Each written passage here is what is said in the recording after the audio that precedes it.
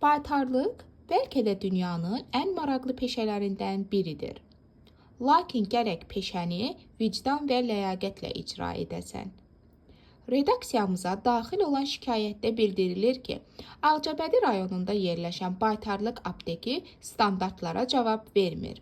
Belə ki, daha ətraflı desək, Ağcabədi rayonu ərazisində yerləşən Baytarlıq aptekində sahibi Məmmədov Yusif Mərdanoğlu öz vəzifəsini vicdan və ləyaqətlə icra etmir. Belə ki, sözü gedən aptekdə dərmanların bəzilərinin qaimələri varmı, yoxmu heç dəqiq deyil. Məmmədov Yusif Mərdanoğlunun nə ağ xalatı var, nə də standartlara cavab verən bir forması.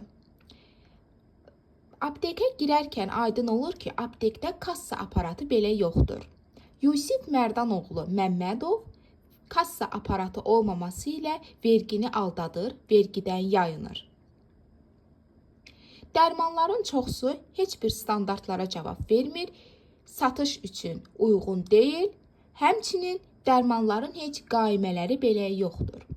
Məsələ ilə bağlı üzümüzü tuturuq bütün aidiyyatı qurumlara.